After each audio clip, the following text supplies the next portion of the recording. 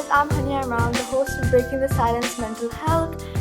Welcome back to the third and final episode of our series, Finding Your Voice, one word at a time. Today, I've got a really special guest with me, Ibrahim, a student who is here to share his experience with public speaking. So, Ibrahim, how are you feeling being on the podcast today? Nervous or excited or what? Yeah, I'm definitely excited. Okay, so let's jump right in. For everyone watching and listening, sit back, relax, and just enjoy the episode. When did you first realize that public speaking made you nervous or scared? There was actually a particular moment, and I think when I was in NYP4, it was in my English class. I had to present something related to, I don't even remember, but when I went up there, the things I actually thought I perfectly prepared and remembered, I forgot them. I started sweating, anxiety kicked in, and I started stuttering, and then I also kept repeating the same lines over and over again. And it must have been tough, especially since it was your first time, so it made you Yeah, it definitely did. Ibrahim, could you describe what it feels like for you to speak in front of others? Like if you have to talk to a large crowd or anything like that, what difficulties do you face? To a large crowd, I feel like I would, and I did, I've definitely feared judgment a lot about what people would think about what I'm saying. And then I'd also face anxiety as well. Brain would start fogging up, and I would keep forgetting things, and everything became so unclear for me that it was really difficult for me to continue. Yeah, and all of these factors combined can also make you feel overwhelmed as well. Definitely overwhelmed, yeah. And I don't know if this is just me, but personally, I feel like a lot of people face issues related to public speaking, but it's just the fact that nobody says anything out loud because they don't want to be judged or seen as weak. And the fact that social phobia, the fear of social interactions, is one of the biggest phobias in the world, but still barely anyone talks about it. Yes.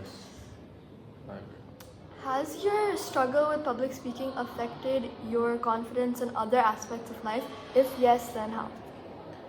Yes, it definitely did. It definitely affected my social life. I kept to myself more, and I never really initiated any conversation unless people or my friends initiated them, because I was afraid of being judged, and all of my confidence was just really deflated because of it. Okay. And especially from what I can see, at least, that from that first scary experience you had with public speaking, it can really leave a long lasting effect if you don't do anything about it. Yes. And then all of these new unlocked fears from that first experience cause you to be more socially conscious in other situations. Have there been moments when you felt proud or accomplished despite feeling intimidated? Could you perhaps maybe recall a moment? Yes, I did actually.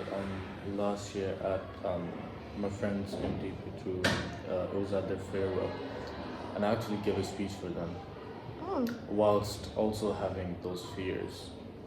Now, the question arises that how did you give the speech despite all of those fears?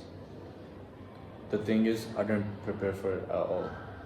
I let it flow naturally with emotions, so it is more authentic and goes with the flow. And I also had one or two slip of tongues, but those very imperfections, I think, made it very perfect and loved by the public. Yeah. And I feel like any new thing a person achieves, they should be proud of and celebrate, because these little accomplishments and these little things eventually help people get to that final step of overcoming these obstacles. Whether it's something as small as just interacting with someone, it should be seen as a huge accomplishment. And even though you were telling me about this example of yours where you had some slip-offs and stuff, it's fine. These imperfections are what make things more authentic as well, and small steps can make a really huge impact. So have you ever avoided speaking out from fear, and how did that feel compared to others who didn't face that same challenge? Yes, definitely. I did that a lot. I avoided speaking publicly, and I sometimes still do it. Rarely though. Everyone. Yeah, and it's in class when the teacher asks you a question, and I just don't tend to answer because out of fear of being wrong and being judged by my colleagues. Yeah, it's one thing to like feel scared in the moment, but it's another to like carry that weight quietly Yeah. while everyone else seems so confident. I think a lot of people listening will relate to that feeling of wanting to speak but holding back because of fear of judgment, fear of stuttering, fear of being wrong, fear like all of these fears just together really hit hard. Yes. It really shows how much pressure you were under as well. I'm so sorry for that. Even in those small everyday moments that other people may not have even taken into account or realized that they're like problems for other people. Yes. So, Ibrahim, how do you handle mistakes in when speaking in front of people now? And do you feel like you've improved from before when you were like first started? I mean, yes, definitely. The thing that I've learned over the course of the years and from the people who've helped me in this situation is that I think everyone makes mistakes. It only makes you more human. And I think I let my mistakes happen, let it flow naturally, and don't concentrate my whole interaction on my Around that mistake. mistake. Okay. That's really powerful to hear, especially for like the people at home watching right now. The fact that you can look back and recognize your improvement says so much about how far you've come. Sometimes it's just being able to like recover from a mistake and actually just keep on going because mistakes don't make you. And it's not about being perfect, it's being able to keep going, especially for teens. If you have improved from before, what would you say are key tips for teens, for other teens to overcome their fear of public speaking? I feel like what really is important in this is don't overthink. Just do what you know, believe in yourself, and do what you think is right. Don't be afraid and listen to others judging you. Mm. That there's something really special about hearing tips from someone who genuinely understands this problem of like the pressure and anxiety that comes with public speaking. I feel like a lot of people watching this episode will be able to appreciate those tips and actually listen to them because it genuinely feels real and not like some unrealistic checklist. You do this. Yeah. um it also highlights that teens with this exact same fear can actually overcome it if they try and work on themselves. They can. So, Ibrahim, what advice would you give to viewers watching right now that might be encountering the same issues you faced?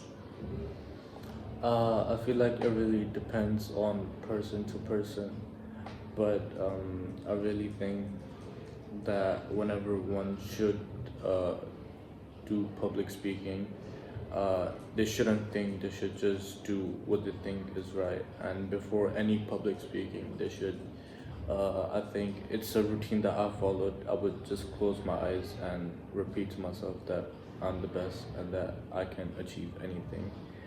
And you should really just forget yourself and live in your own space when you're doing it. That way, everything can flow naturally with emotions as well. And let mistakes happen, that's the most important part because those mistakes define you as a human, and it really also shows that not everyone's perfect. Yes, that was really impactful advice. Thank you so much for that. You're welcome.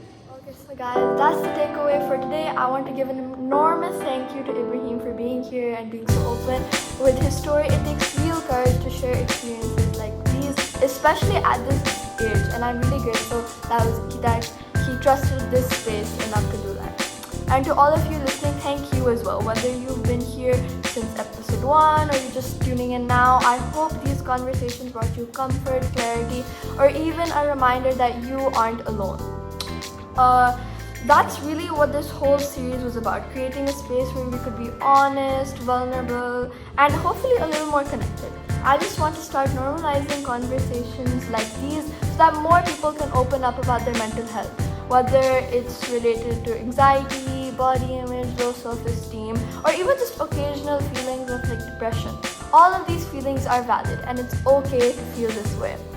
Well, this is it, final episode of the series, and it's been such a journey. I hope you felt safe here. I hope something you heard, whether it's some tip or anything, made some impact. And most of all, I hope you walk away knowing that your story matters just as much as the ones shared here on this podcast. Thank you for being a part of this with me. Until next time, take care of yourselves.